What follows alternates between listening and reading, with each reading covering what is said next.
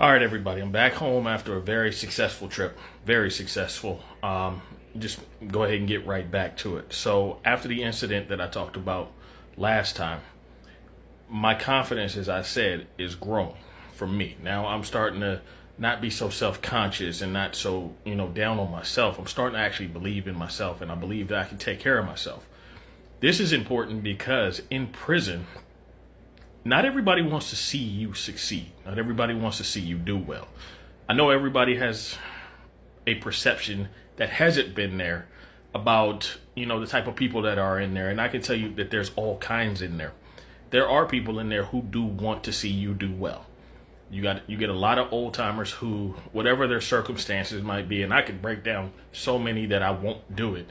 But whatever it was, they've had their life taken away from them. They're either facing a life sentence, might have 900 years or something, to where they're either not going to get out, or by the time that they do get out, they're in their 80s. And they look back and reflect, and they want to see the next generation of guys that are coming into prison actually get it, pick it up, and become better than themselves. So they do encourage you. But you also got those guys in there that really just don't care. They don't care about themselves. They don't care about life in general. And you waking up in the morning with a smile on your face is one of the most offensive things that can be done with them. So a thing that prison taught me is that everybody talks about you. You have these guys that skulk in the shadows, that are waiting for an opportunity to be bold. And when they think that they see that, when they think that they see a moment of weakness, they pounce out. But the thing about those guys is when you stand up, they sit down, because they're not really looking for a confrontation. They're not looking, the strong don't look to go against the strong. Strong look to go against the weak. So when you have this not as strong, they're definitely not trying to go against somebody that's willing to challenge them. So now I'm growing into myself. But the most important thing that I can point out is really at this point, my mind is no longer in there. It's out here.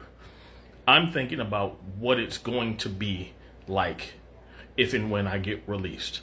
People ask me, how did you hold on to hope? I didn't. The closest thing that I can describe it as, and I've described it this way a lot of times, I'm a stubborn person. So when things come at me as challenges, I look at them as something to be overcome. And many times my thought process is I can't let that win. So I wasn't going to let prison win.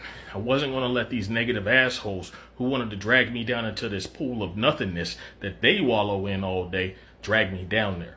So I'm pushing forward. I'm trying to develop me internally, become stronger, become more driven and determined to become who I want.